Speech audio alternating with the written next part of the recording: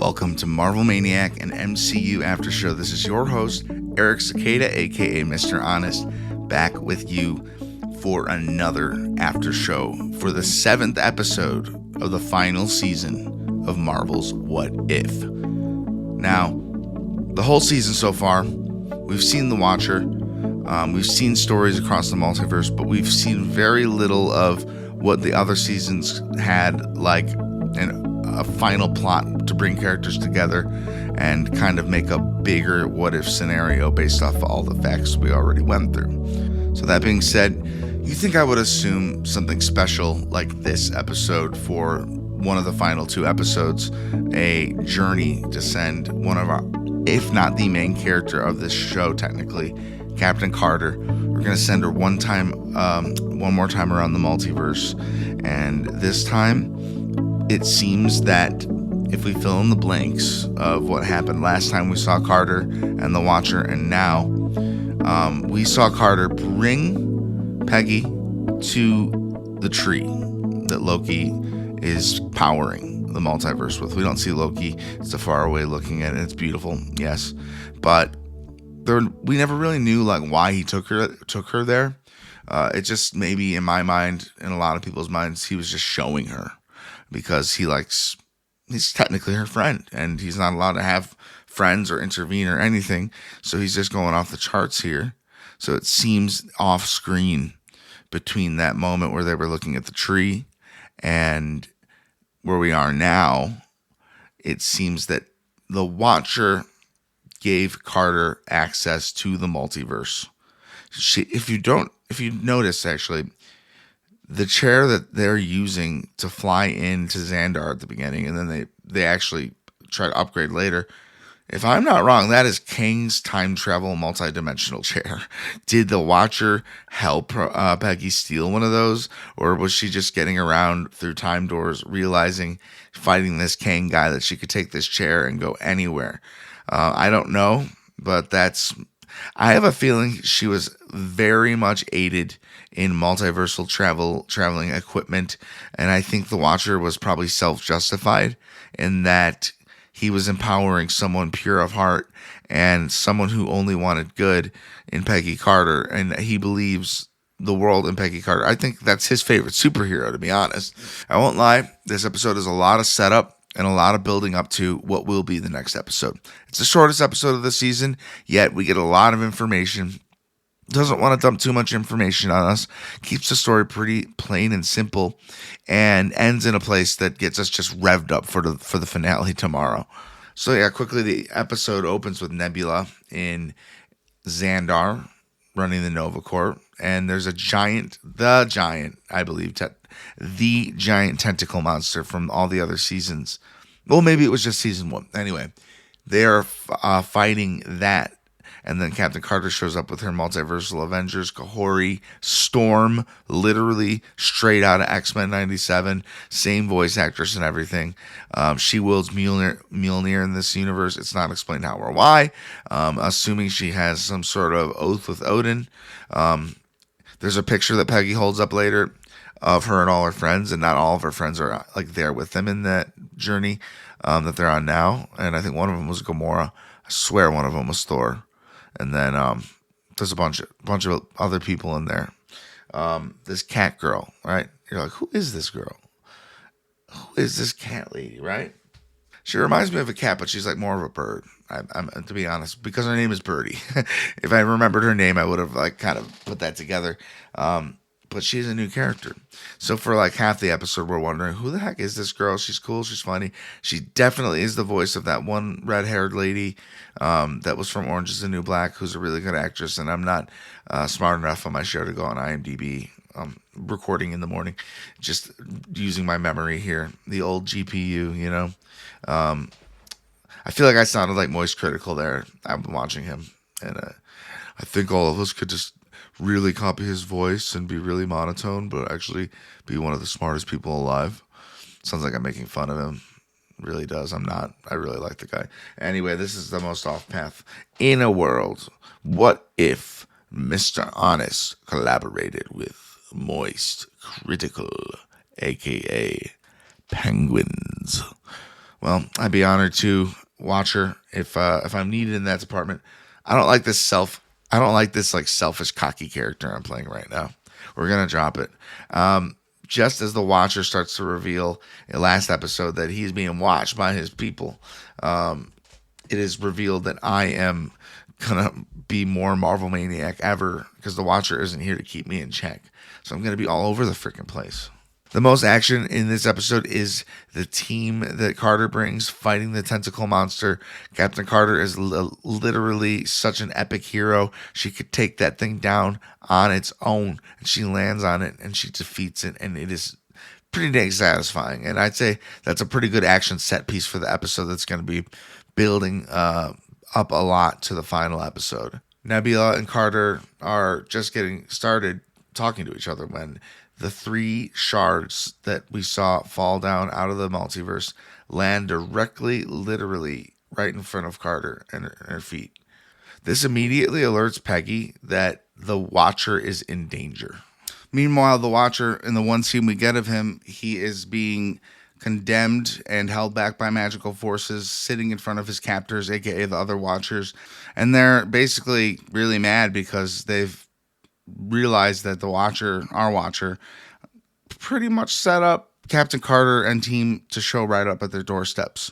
So the Watchers warn that if Peggy does come for them, they will intervene. Even though they're not supposed to, this kind of is a code red scenario in the Watcher universe / world, wherever they're from. And they gotta take her out. She knows too much. It's pretty much what I got from that. There's a little game of foosball I have to mention. It's if I can get this foosball table and fit it somewhere in my life, I want it. It's this foosball table with all the Avengers on it, and nobody snaps like Thanos, and they use the Thanos one. I like that small little detail. To keep this episode short and sweet, we all just watched it. I always say that, but this one is very expositional. So I'm not going to go into detail of how they used each shard to try and travel to the 5th dimension, which becomes their plan to save the Watcher. And Storm is definitely a good right-hand accomplice to Captain Carter.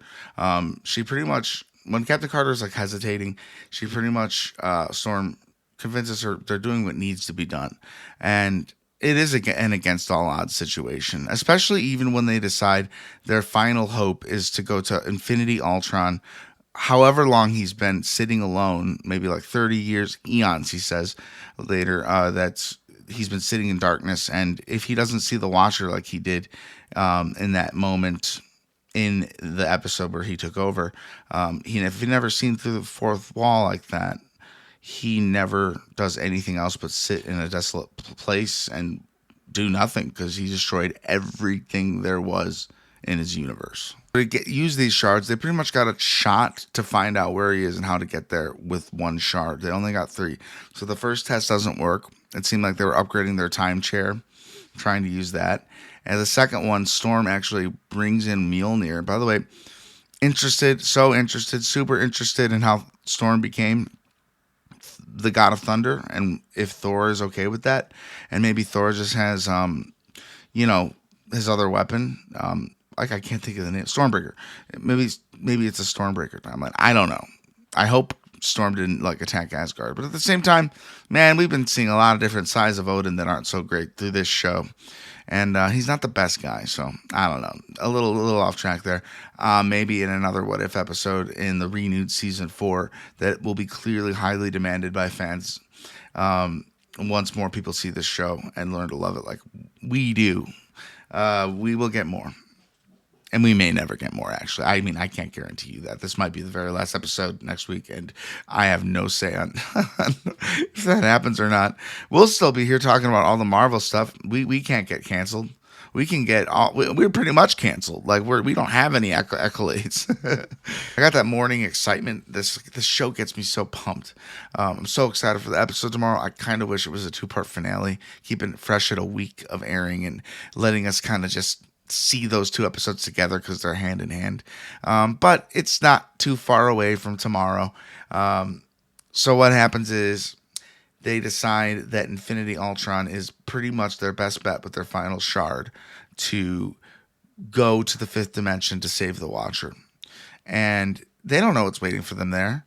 But Storm believes in divine intervention. She uses her hammer. They can't get it to work. It's so close, but they can't get it to take them. So they lost another shard. So then that's why they decide Infinity Ultron might be the move. We see a flashback of Infinity Ultron like gaining his power, destroying everything, everything there is to know. And it's reminds you, it's giving me kind of like a nostalgia feels from the first season, because that was 3 years ago now. So it's like been a little bit of time, and we're gearing up for something here. And I really love how just how human Infinity Ultron becomes when he realizes so long after what he's done it was the wrong thing to do. He's humbled. So like in most universes, except for the one where he escapes into the multiverse, and that never happens, which is the only reason the Guardians of the Multiverse assembled. He just sits there in isolation. We see Peggy arrive. She wants to go it alone because she doesn't want to lose her friends. She said that explicitly to Storm. However, we get to the Infinity Ultron that Carter was at, and she's nowhere to be found. They start attacking him. He tries to tell them to stop. He gets them to stop eventually. He could snap his fingers, he reminds them, and just get rid of them. And this is Birdie, Storm, and Kahori, by the way. And how good is it to just see Kahori back in the action, in the event, in the Avengers kind of. They're kind of Avengers, right? Okay, we didn't talk about Birdie before we finished this. Birdie, it seems to me, unless that was like a joke they were playing with her, it really does seem to me like Birdie is the daughter of Howard the Duck and Darcy, because she's talking to them and she does say mom and dad or something like that. Dude, that's crazy. That is awesome. I love that. Yeah, because old Darcy and Howard were having a conversation with her, and like it was a very parenty conversation. The scariest part for the team was seeing Peggy's broken shield. So we find out that the Watchers came to find her and attacked her and took her to be punished, just as they said they would, because she was about to intervene and get Infinity Ultron to help her fight them. Yet her team is just not on their radar or something, because they go right there, and Infinity Ultron becomes a good guy. He absorbs the shard. It reminds you eerily of him getting the Infinity Stones, and like, oh my gosh, see about to turn on them. But no, he is actually pure, it seems, so far. When this whole thing's done, if they end up eating the Watchers, or whatever conclusion is needed to be drawn, because I don't know, the Watchers may need to exist for the universe to function. I mean, did you see the tentacle monster at the beginning? I don't find that as a coincidence. I think that was like multiversal threat. But the Watcher's not supposed to intervene. But this is all happening because the Watcher has intervened. So many sides to this, so complex that you wouldn't imagine it from a show like Marvel's What If. A quote I love from Ultron was, "There's no peace without life, but there is no life without conflict." Before Ultron does his thing, he says, "Let's save your friends." I like good guy Infinity Ultron, insanely powerful. They did a good job of recruiting him, considering he's calmed down. Someone asked Infinity Ultron, I believe, it could have been Storm too, but I swear they asked Infinity Ultron, if you could see the future, what happens next? And they say they can't see this future, meaning the enemy can't either. So the results of what's about to happen, completely unwritten, completely up in the air. After so much charging and powering, the ship finally zaps off towards its destination of the fifth dimension, and that's our episode's end. A cliffhanger with a to be continued. It's about to go down tomorrow, and this episode was so hype. Just getting to see this new team, wondering who the heck is Birdie, and am I supposed to have remembered her from something? Why am I blanking? Flash forward to the moment where we realize that is the daughter of Howard and Darcy. I could be wrong. I put that in like an 85% chance I'm right, though. I'd even put it higher. I don't know. I think that was supposed to be implied that she is their daughter. So I love that. Kahori coming back. So cool. Original hero from this show. And I think she's just awesome. And we got Storm with freaking Mjölnir, and we got I can never think of her name. The daughter of Howard the Duck, Birdie, and Darcy. So crazy times, guys. This last one's going to be fun. It's going to be bittersweet. I've grown to really like waking up and talking about insane Marvel ideas with you guys. However, that's just the beginning of the party. We have so many episodes in our backlog you might not have listened to. Go back and check out after show to something that maybe you liked and to see the immediate reaction of it. I'll be honest with you, my show's improved over time.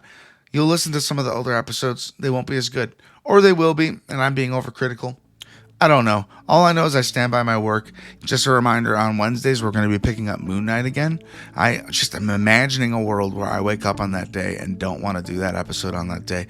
I'm going to leave you with a tiny probability of a little bit of a wait, like a week on that, but I don't think so. I actually really want to get back and finish Moon Knight, so we can go to Miss Marvel ideally. And I will hold a vote on my Twitter account. You can follow me at Mr. Honest, at Mr. MRHON3ST, I believe, or MarvelManiacPod. I'm going to take a vote if people would rather hear me do a roundup, like full season after show, just one episode for Miss Marvel, or maybe every episode, because there's some significant details, including her bangles and stuff, that do tie directly into the Multiverse Saga. I think maybe a little more maybe they were a little more important when Kang was the big bad, but for the most part, I think the Bengals are going to have a part to play. So tomorrow, be ready for our last episode of What If, and 8 episodes later, we are still here talking about it, watching it. What do you think? Give me your thoughts. MarvelManiacPod@gmail.com. Is this a bad season of What If? I thought it was good. Did you like it? Were you disappointed? Are you holding out to see the ending to give your final verdict? I'd say that's the fairest. This show, it brings back lots of memories because it's one of the first shows I covered and truly loved. Marvel jumping out of their comfort zone and making something for the fans that true MCU fans can appreciate and enjoy. And if this is the last season of it, they've still done their job. And I couldn't be happier as a fan of Marvel right now. I believe in the direction we're going. Again, thank you for listening. Thank you for being here, choosing me as your after show for today. And you could go listen to 5 more. Why not? No, just stay here. However, that's where we're going to leave off today. Remember the feedback, MarvelManiacPod@gmail.com. I want to hear you. I want to hear from you. I want to know your thoughts. If you'd like to leave a tip, there's a tip jar in the About section. Never necessary, always appreciated. And that's for the 5th time I'll say that's where we'll leave it. I'm not discombobulated today. It's just a little early, I guess. I was too excited to get up and watch this episode. Until tomorrow for the finale of Marvel's What If Season 3, Avengers, Disassemble.